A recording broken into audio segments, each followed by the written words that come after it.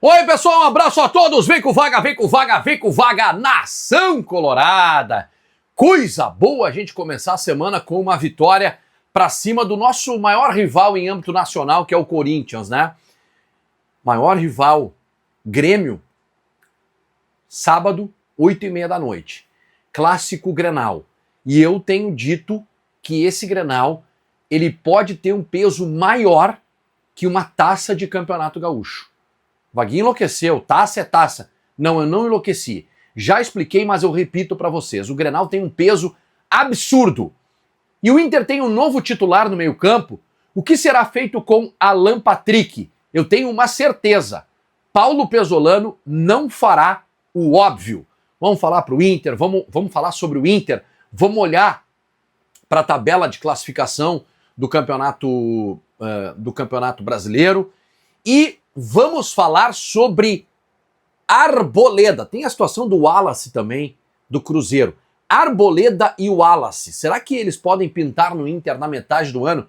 Pensando bem, sei não, hein? Certeza eu só tenho em relação a Mesturini e Bonato Empreendimentos. Essa construtora aqui vai construir a casa dos teus sonhos. Se você tem um projeto, se você já sabe onde vai construir, se é em Porto Alegre, um condomínio, né, um terreno por aqui, Grande Porto Alegre, tem condomínios maravilhosos por aí, ou se é no litoral norte ou na Serra Gaúcha, enfim, uma certeza, você vai construir com a Mesturini e Bonato.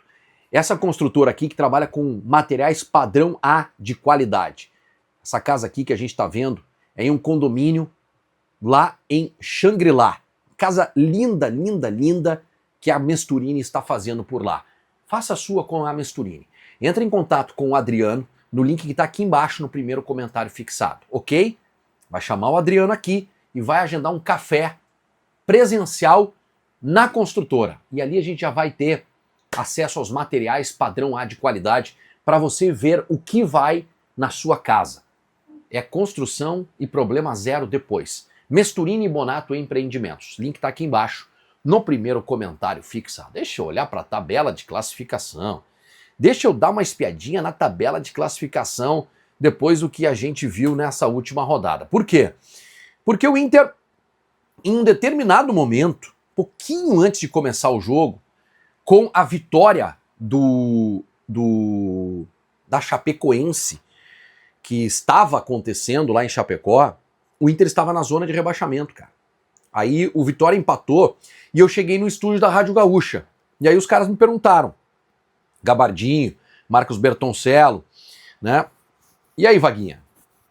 Zona de rebaixamento. Eu disse, olha, independente do que aconteça nesse jogo aqui, eu tenho uma confiança muito grande que o Inter pode vencer o Corinthians. Como acabou vencendo? Bom, a Chape acabou empatando, ficou na zona de rebaixamento, e o Inter ganhou o jogo e foi lá para 12 pontos. Mesma pontuação de Botafogo, Grêmio e Vasco. Olha só, o Vasco tem uma sequência incrível, né, com a chegada do Renato, mas já perdeu um jogo. Para vocês verem que é muito difícil somar 4 vitórias consecutivas, 5 vitórias. O Inter tem 3 vitórias, 1 empate e agora tem 2 jogos em casa. Gente, o Inter vai para um combo de 6 partidas, com a possibilidade muito boa de ganhando seus jogos, de dar um salto, imagina, 15, 18 pontos. O Inter iria para 18 pontos. Não sei se em 2 rodadas o Inter chegaria ao G5, né? Acho que não. Mas o Inter ficaria na primeira página, muito bem posicionado. Por isso eu digo que esse Grenal, ele tem um peso, tá, gente? Ele tem um peso que, para mim, é a virada de chave dentro do Campeonato Brasileiro, onde a gente sofreu muito no ano passado, onde a perspectiva era de sofrimento grande também nesse ano. Mas se tu ganha do Grêmio e tem o Mirassol, que está na zona de rebaixamento, que tem um time fraco, puxa vida, a gente começa a olhar para outro lugar. Então, vamos pro Beira-Rio. Você que é do interior, de Santa Catarina, do Paraná, venha pro jogo. Nós temos que lotar o Beira-Rio. Gente, é para ser o maior público do ano. Nós temos que estourar o Beira-Rio, esgotar os ingressos. Nós temos que partir para cima do Grêmio no jogo, na bola, para ganhar e somar 3 pontos. E fazer uma festa linda no sábado à noite. Depois, domingo, outro dia, domingo, nós vamos arrebentar com tudo no sábado, comemorar, vibrar muito, como se fosse um título. Porque eu digo que seria muito mais importante vencer esse Grenal de colocar essa taça de Campeonato Gaúcho, que a gente tem mais que eles no armário, tá? O Pesolano tem um novo titular no meio-campo e é o Bernabei. Gente, não tem como a gente dizer isso, porque o Pesolano ele nunca faz o óbvio. Qual que é o óbvio? Bom, vai jogar em casa, time que ganhou do Corinthians, uma estrutura que vem convencendo aí há 4 jogos, mesma coisa ali atrás, linha de 3, Bruno Gomes, Mercado, e aí Félix Torres agora, né? Abre o Vitinho de um lado, Matheus Bahia dá segurança, esses 5 estão definidos, tu tem o Vijagra para abrir o meio campo, Paulinho, né, que corre feito um louco, bota ele a marcar ali, e aí tu tem o Bernabei para jogar. É um novo titular? Eu não tenho certeza disso, mas pinta como uma grande alternativa. Tá, mas e aí faz o que com o Alan Patrick? A minha visão nesse início de semana é que o Inter tá bem definido com o Rocher, Bruno Gomes, Mercado, Félix Torres, Vitinho e Matheus Bahia. Vijagra, como joga o Vijagra, hein? Que diferença pro Ronaldo, hein? E tem gente que gostava do Ronaldo, vai entender, né? Vijagra, Paulinho, Bernabei, e aí lá na frente eu tenho dúvida, tá?